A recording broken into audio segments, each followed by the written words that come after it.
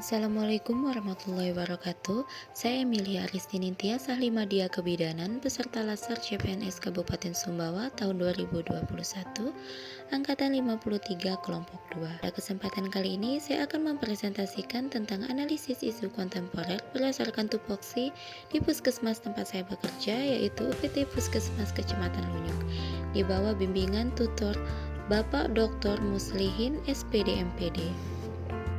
Sebelum saya memulai mengidentifikasi isu yang terjadi di instansi tempat saya bekerja, terlebih dahulu saya akan membahas definisi dari isu itu sendiri.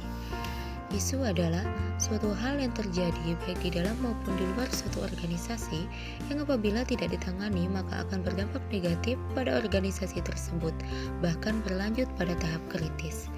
Isu dapat terjadi di dunia perkantoran, pemerintahan, bahkan di rumah sakit dan juga di puskesmas. Oleh karena itu, dilakukan analisis untuk menyelesaikan isu tersebut. Dalam menganalisis isu tersebut, ada 4 tahapan yang dilakukan. Tahapan analisis isu. Yang pertama, identifikasi isu. Yang kedua, menapis isu prioritas. Yang ketiga, teknik analisis isu. Yang keempat, alternatif penyelesaian masalah. Selanjutnya, saya akan mengidentifikasi isu atau masalah yang terjadi di instansi tempat saya bekerja.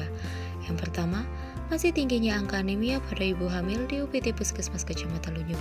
Kedua, masih rendahnya keikutsertaan pengguna metode kontrasepsi jangka panjang atau MKJP pada ibu pasca salin.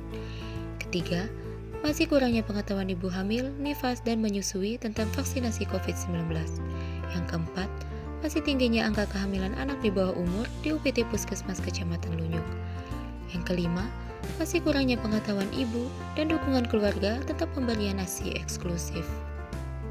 Tahapan analisis isu selanjutnya yaitu menapis isu prioritas. Dengan teknik tapisan isu, di sini yang saya gunakan ada 2, yaitu APKL dan WSG. APKL, A, aktual, artinya isu tersebut benar-benar terjadi dan sedang hangat dibicarakan. P, problematik, artinya isu tersebut memiliki dimensi masalah yang kompleks sehingga perlu dicarikan segera solusi secara komprehensif. K, kehalayakan, artinya isu tersebut menyangkut hajat hidup orang banyak.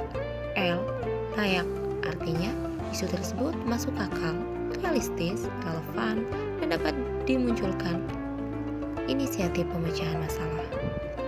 Kemudian yang selanjutnya USG. U, urgensi, artinya seberapa mendesak suatu isu harus dibahas, dianalisis, dan ditindaklanjuti. S, seriousness, artinya seberapa serius suatu isu harus dibahas, dikaitkan dengan akibat yang akan ditimbulkan. G, grow, artinya seberapa besar kemungkinan memburuknya isu tersebut jika tidak ditangani dengan segera. Bobot penetapan kriteria kualitas isu diberi nilai dari 5 hingga 1. 5 artinya sangat kuat pengaruhnya, 4 kuat pengaruhnya, 3 sedang pengaruhnya, 2 kurang pengaruhnya, dan 1 sangat kurang pengaruhnya. Teknik tapisan isu dengan metode APKL. Dari tabel APKL tersebut dapat disimpulkan yang menjadi prioritas atau skor tertinggi yaitu isu masih tingginya angka anemia pada ibu hamil di UPT Puskesmas Kecamatan Lunyuk dengan total skor 17. Kemudian dari teknik APKL diambil 3 isu yang menjadi prioritas dan dimasukkan dalam metode WSG, yaitu 1. Masih tingginya angka anemia pada ibu hamil di UPT Puskesmas Kecamatan Lunyuk. 2.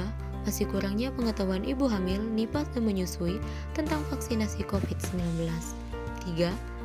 Masih tingginya angka kehamilan anak di bawah umur di UPT Puskesmas Kecamatan Lunyuk. Dari ketiga isu yang dimasukkan dalam metode WSG, yang menjadi prioritas yaitu masih tingginya angka anemia pada ibu hamil di UPT Puskesmas Kecamatan Lunyuk dengan total skor 14.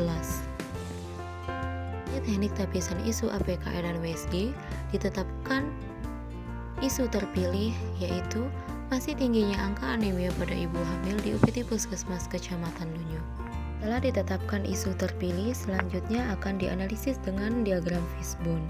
Faktor-faktor yang menyebabkan tingginya angka anemia pada ibu hamil di UPT Puskesmas Kecamatan Lunyuk antara lain dari segi SDM, metode, lingkungan, dan juga sarana. Dari SDM, yaitu kurangnya kesadaran ibu hamil untuk memeriksakan diri secara dini.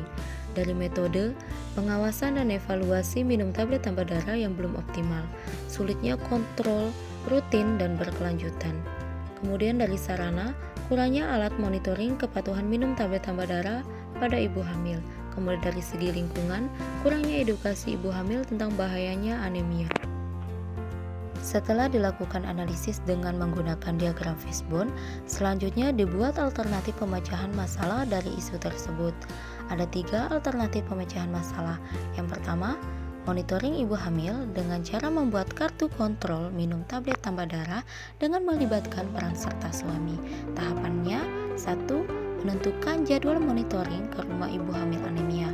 Yang kedua, memberikan kartu kontrol minum tablet tambah darah yang akan diisi oleh suami. Hasil yang diharapkan yaitu untuk meningkatkan kepatuhan ibu hamil dalam mengkonsumsi tablet tambah darah. Pihak terkait yaitu melibatkan kecamatan, pemerintah desa, kader, tokoh masyarakat, puskesmas, ibu hamil, suami, dan juga pihak keluarganya. 2. Pemeriksaan HB berkala atau pemeriksaan ulang. Tahapannya menentukan jadwal pemeriksaan HB ulang. Hasil yang diharapkan yaitu untuk meningkatkan kesehatan ibu hamil. Pihak terkait kecamatan, pemerintah desa, kader, tokoh masyarakat, puskesmas, dan juga ibu hamil. Yang ketiga, penyuluhan pada ibu hamil anemia. Tahapannya menentukan jadwal penyuluhan di desa. Kemudian, metode yang digunakan yaitu sesi ceramah dan tanya jawab.